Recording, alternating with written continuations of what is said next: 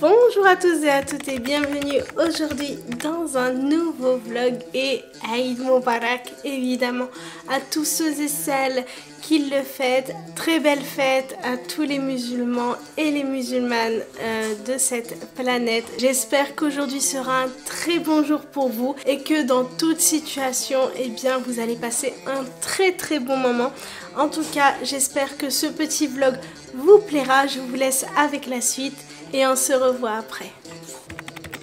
Alors, pour la fête de l'Aïd, bien évidemment, j'ai décidé, comme la majorité des gens, de faire une épaule d'agneau au four.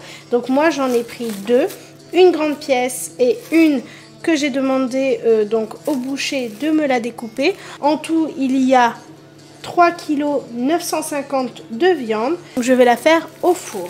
Pour cela, nous aurons besoin de quelques gousses d'ail, de quelques feuilles de laurier et du thym, un petit peu de moutarde. Donc nous, comme on n'en consomme pas beaucoup, eh bien j'ai pris un petit pot, du sel, du poivre, un citron et du beurre.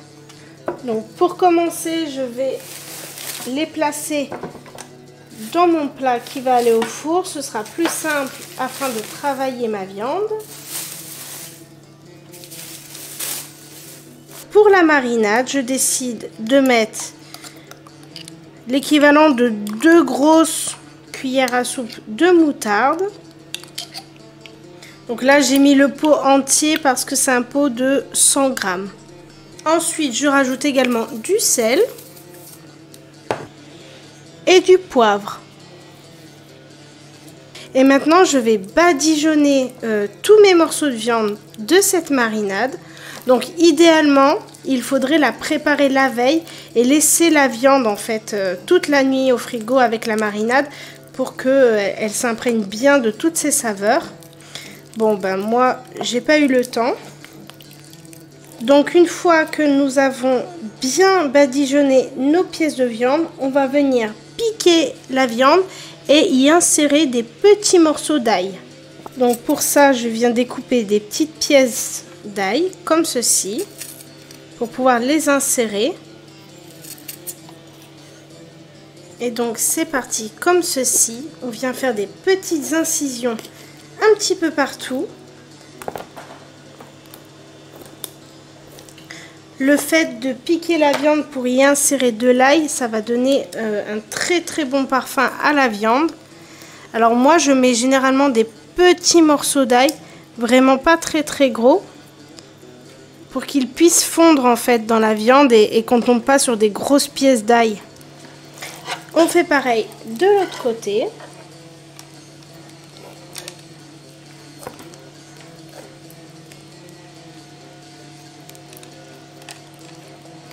Et bien sûr, on n'oublie pas de faire de même sur les petits morceaux de viande.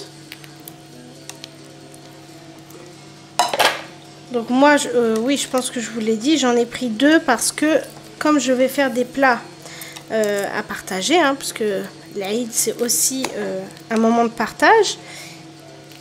Donc j'ai demandé à ce qu'il le découpe, le boucher, pour pouvoir faire des petites pièces à donner.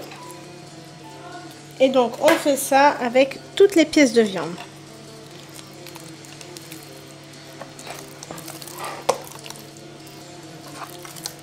Enfin, une fois que nous avons inséré toute notre gousse d'ail, on vient y ajouter des morceaux de beurre.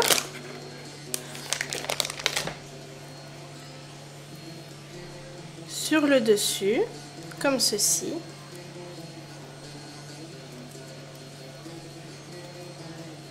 On vient également y mettre de l'ail en étuve, un petit peu de romarin,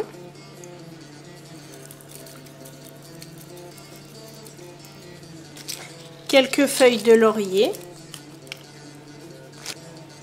et du thym qu'on va venir effriter un petit peu pour que les parfums se diffusent, comme ceci. Et enfin, je vais venir presser le citron et le rajouter dans l'eau.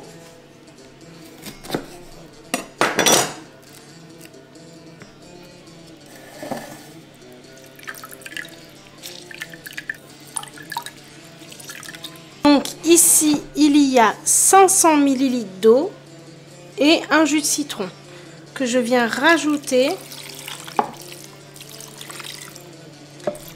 dans le fond. Donc maintenant, je vais venir couvrir mon plat de papier sulfurisé et d'aluminium par le dessus.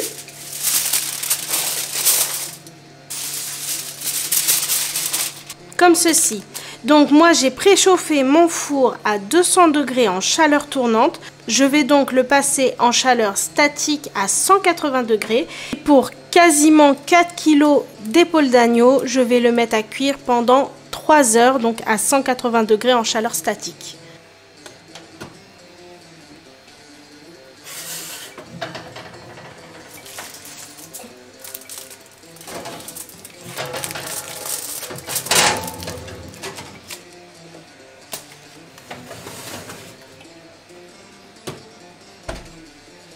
Et bien sûr, pour accompagner la viande d'agneau, j'ai décidé donc de mettre des oignons nouveaux, de la courgette, des carottes et des pommes de terre. Et avant ça, il faut évidemment les couper.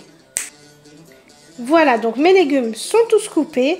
J'attends donc que l'agneau ait cuit 2h30 pour y rajouter mes pommes de terre, mes carottes, mes oignons nouveaux. Ensuite, lorsqu'on approchera la fin de cuisson, on va dire sur les 15 minutes de fin de cuisson, j'y rajouterai mes courgettes. Je vais certainement retirer l'agneau pour pouvoir le mettre sur une plaque afin de le faire dorer un petit peu. Mais pour tout ça, on se retrouve tout à l'heure.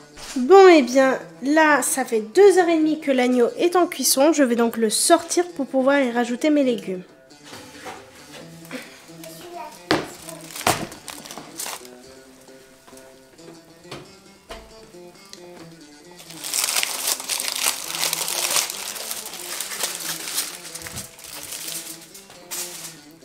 Regardez-moi cette belle viande magnifique.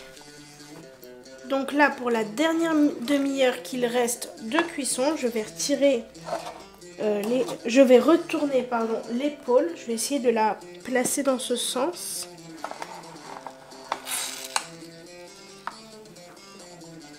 Sans me brûler. Voilà. Voilà, c'est bon. Pour que tous les morceaux de viande profitent de ce jus.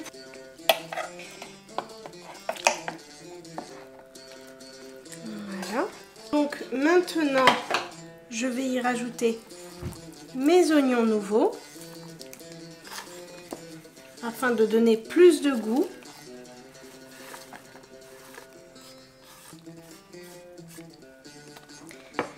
Mes petites carottes.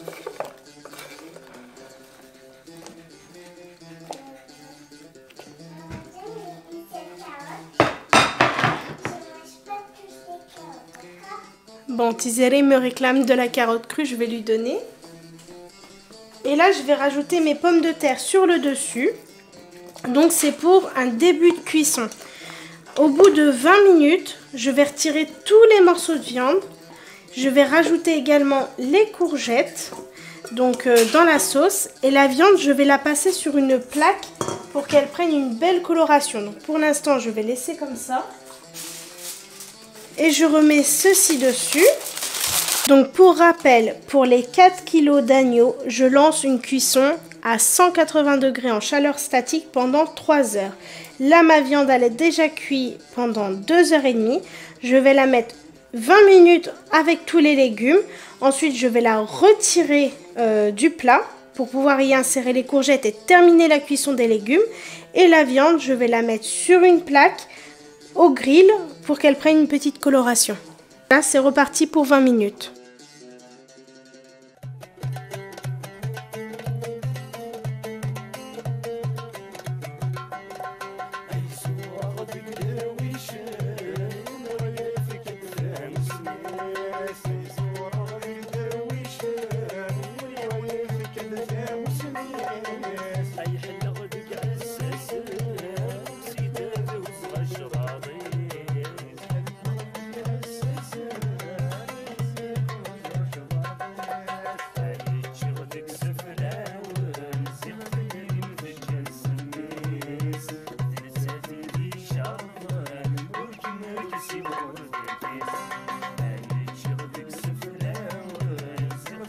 Bon et bien ça y est, regardez, j'ai donc mis de l'aluminium sur tous les plats que je vais donner.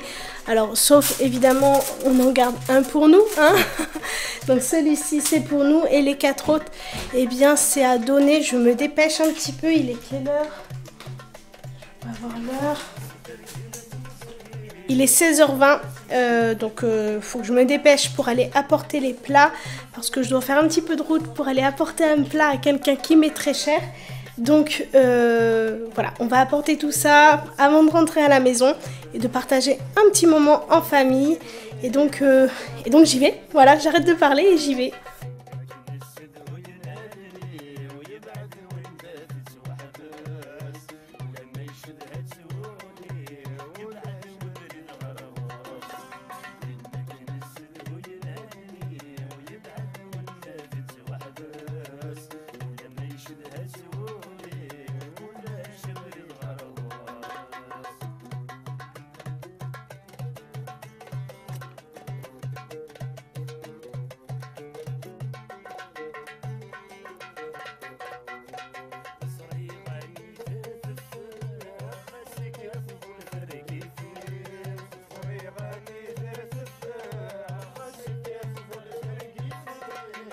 Pas besoin, je fais la pour tout. Je n'ai pas besoin de toi. Arrête de me faire des bisous. La peste. Non, arrête.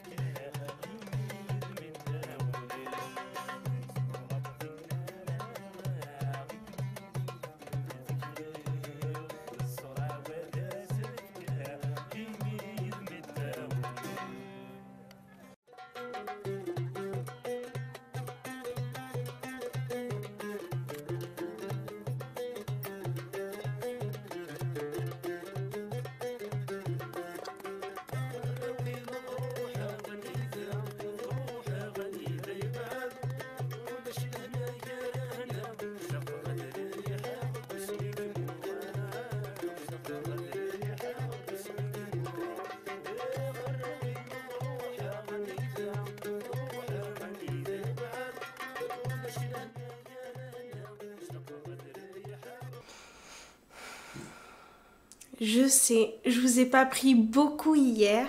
Je vous explique tout ça après. En attendant, on va aller au magasin, on va faire 2-3 petites courses pour le repas de ce midi et je vous explique en même temps. Allez, c'est parti.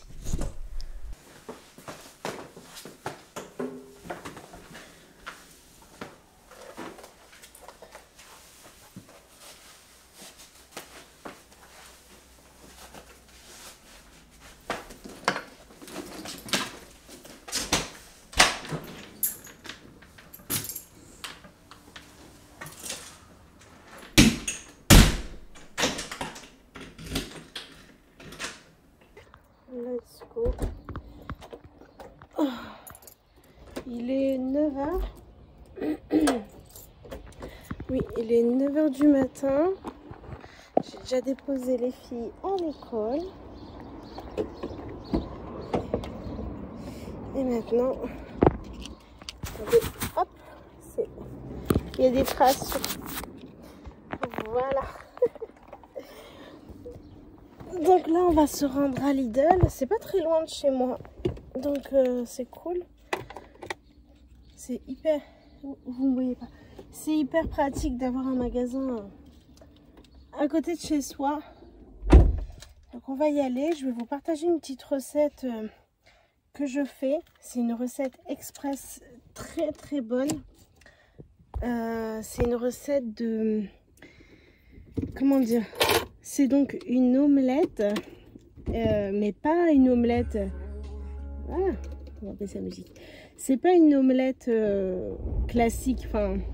Vous allez voir, c'est trop trop bon. Je fais ça en sandwich. Ça fait un peu sandwich hamburger, bon bref.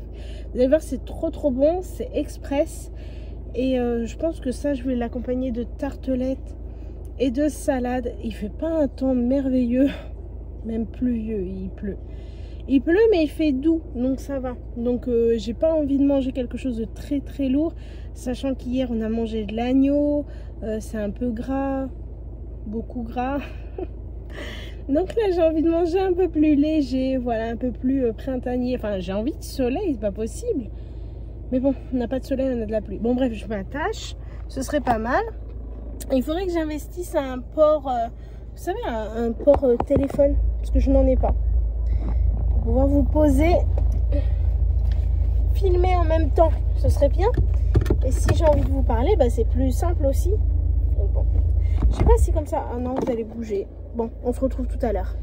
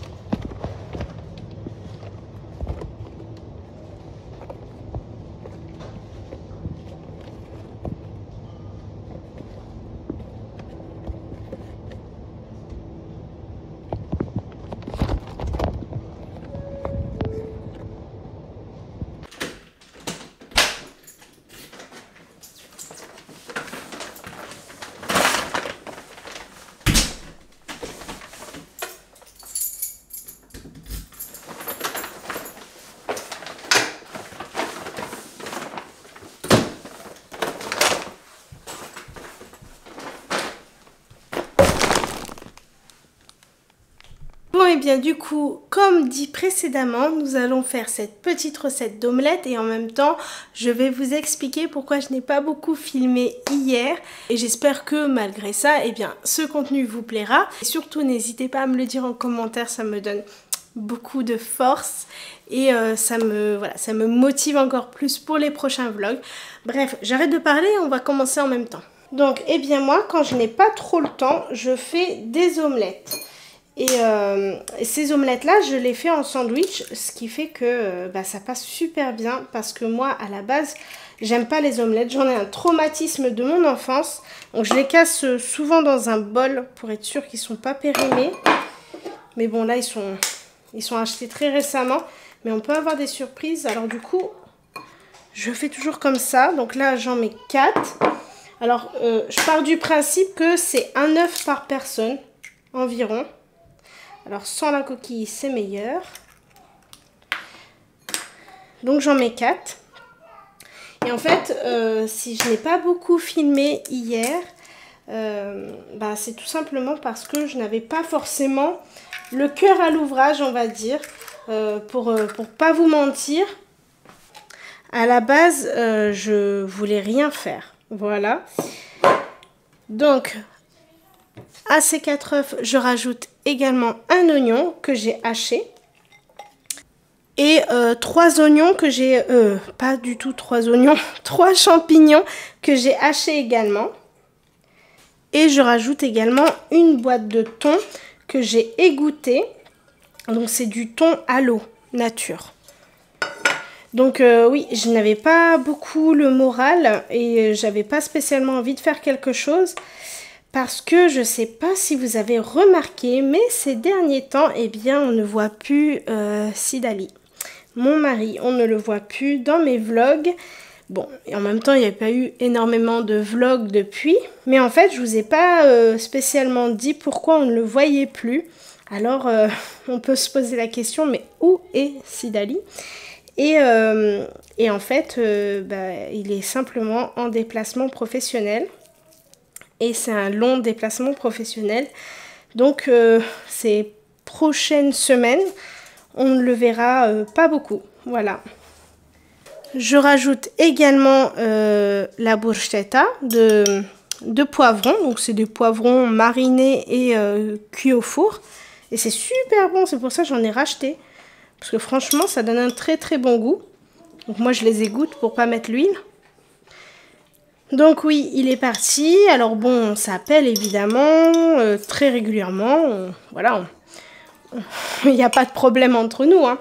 Mais forcément que ça change le quotidien. Et c'est pour ça que je fais plein de choses en ce moment toute seule. C'est parce qu'il n'est pas là. Donc ça répond notamment au fait que j'ai passé la tondeuse et qu'il n'était pas là. Bien sûr que lui aussi passe la tondeuse. Forcément, je dois faire tout ce que nous faisions en couple, et bien je dois le faire toute seule. Et donc, forcément, ça m'a cassé un petit peu le moral de fêter un événement comme celui-ci, donc l'Aïd, sans mon mari, parce que nous, on n'est pas spécialement entourés, on n'a pas beaucoup de monde autour de nous. Donc forcément, ça rend les choses un peu plus difficiles. J'y rajoute également du poivre. Donc nous, pour l'Aïd, on n'est pas entouré de proches. On fait ça entre nous. Et forcément, le fait qu'il n'y ait pas Sidali, ça change un peu la donne. Je mets de l'ail en poudre. Et donc, il a fallu fêter l'événement sans lui. Donc j'ai quand même marqué le coup pour les filles. J'y rajoute également de l'herbe de Provence. Donc bon, ça m'a pas donné la motivation pour en faire plus. Et ce pourquoi, il n'y a pas beaucoup de contenu qui a été filmé hier. Et du sel. Donc je récapitule un peu les épices que j'ai rajoutées. J'y ai mis du poivre, de l'ail, des herbes de Provence et du sel. Je rajoute également un petit peu de purée de tomates. Dites-moi d'ailleurs si vous avez fêté, d'abord pour ceux et celles qui le fêtent évidemment, si vous avez fêté l'Aïd, si vous l'avez fêté en famille, très entouré, ou bien que entre vous. Enfin, nous on a l'habitude de le fêter que entre nous, mais forcément que quand on est tous réunis, ça me motive encore plus pour marquer l'événement. Bon, là, il n'y avait pas mon cher mari, donc ça m'a attristé un petit peu. Voilà. Et je rajoute enfin de l'emmental. Alors, c'est une omelette qui me semble la plus classique possible. Hein, mais vous allez voir que comment je vais la cuire et comment je vais la présenter. Ça change vraiment l'omelette. Hein, vraiment, ça la met en valeur, je trouve. Donc voilà, mon omelette est prête, j'aurai plus qu'à la cuire, mais je vous montrerai mon mode de cuisson. Donc vous l'aurez bien compris, en fait pour l'Aïd, j'ai pas fait grand chose, j'ai juste préparé un repas, fait don aussi de ce repas, j'ai partagé avec, avec plusieurs personnes, un couple marocain qui est isolé, qui n'ont pas non plus de proches autour d'eux, donc qui n'ont pas voulu marquer l'événement, mais j'ai partagé donc à ce couple tout de même, j'ai partagé à d'autres voisins, une femme célibataire, et ça m'a fait vraiment plaisir de partager. On a très bien mangé et on a partagé un petit moment entre nous, donc les filles et moi-même, nous avons joué. Comme vous avez pu voir, je vous ai mis un petit extrait. On s'est bien amusé et c'est tout. Ensuite, Tizeri est partie au lit et ma petite Léna et moi, on a papoté. Voilà, on a papoté jusqu'à 22h30 avant de partir au lit et c'était très bien. Vraiment, honnêtement, ça nous a bien représenté. En tout cas, maintenant, j'ai terminé ma petite omelette et maintenant, donc, j'ai mis une poêle avec de l'huile d'olive à chauffer. Et on va préparer les petits pains parce que ça va être comme des sandwichs, ça va être trop bon. Et en même temps, on va procéder à la cuisson. Et donc pour la cuisson de mon omelette, je viens la verser donc dans ma poêle chaude.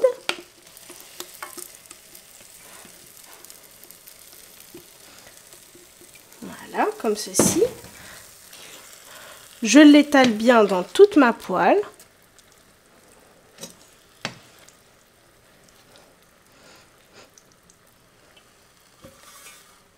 Et je la couvre. Et on reviendra tout à l'heure dessus. Ensuite, dans une plaque qui va au four, je viens disposer donc des pains qui vont donc former tout simplement mes sandwichs. Donc j'en mets un par personne, puisque c'est ce qu'on va manger. Donc nous sommes 5. Tizeri, Léna, moi, il y a ma soeur et la copine de Léna ce midi à manger. Donc j'essaye d'égaliser avec la taille des pains. Évidemment pour Tizeri, je vais en faire un petit. Donc, je pense que c'est globalement la bonne taille de pain. Ensuite, eh bien, vous venez étaler le fromage de votre choix. Moi, j'ai choisi du fromage à Jofinzer, que voici. Et maintenant, nous allons pouvoir retourner à notre omelette. Donc, comme vous voyez, elle est cuite. Et donc là, je vais faire une manipulation pour la cuire sur l'autre face. Comme ceci. Je la remets donc à cuire pour quelques minutes, vraiment pas longtemps sur cette face-ci, afin d'avoir une omelette bien cuite sur le dessous comme sur le dessus, parce que j'ai ce traumatisme d'enfance où il y avait le dessus qui n'était pas tout à fait cuit, et c'est comme ça que ma chère maman aimait ses omelettes, et ça m'a horrifiée, vraiment c'est quelque chose, c'est un traumatisme d'enfance. J'ai toujours détesté les omelettes, donc maintenant, avec ce mode de cuisson, eh bien ça m'a réconciliée et je trouve que vraiment les omelettes au thon c'est délicieux, trop bon. Bref, on termine la cuisson et on aura juste à passer à l'assemblage. Et donc maintenant on n'a plus qu'à passer à l'assemblage. Pour ça je vais simplement découper des parts de mon omelette. Les rajouter une par une sur mes pains.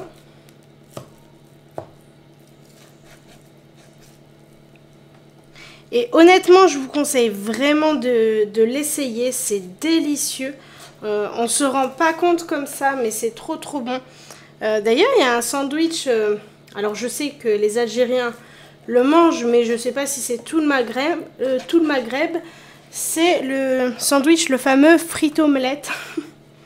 C'est un peu le même concept, hein. C'est un peu pareil. C'est ce que ça donne. Ensuite, eh bien, on y met ce que l'on veut. Donc moi, j'ai décidé de rajouter une petite tomate sur chacune d'elles. Également du saumon fumé. Vous connaissez mon amour pour le saumon fumé et surtout pour celui-là. En plus de ne pas être excessivement cher, eh bien, il est très bon. Il est mariné aux anettes et au citron. Ensuite, j'y rajoute un petit peu d'emmental pour le côté gourmand. Et ensuite, je viens rajouter ma tranche de pain sur le dessus. J'appuie un petit peu et je retourne mon sandwich. Parce que c'est ce côté-ci qu'il y a le fromage, ça permet de faire bien gratiner la tranche de pain.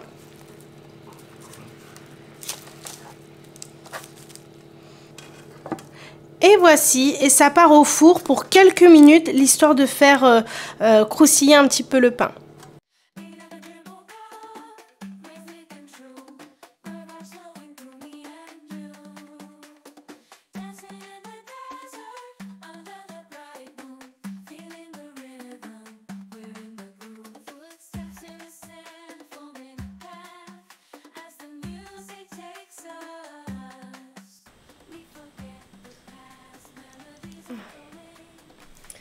Bon et bien, c'est Priscilla du montage et je me rends compte que dans ce vlog-ci, je vous ai pas dit au revoir.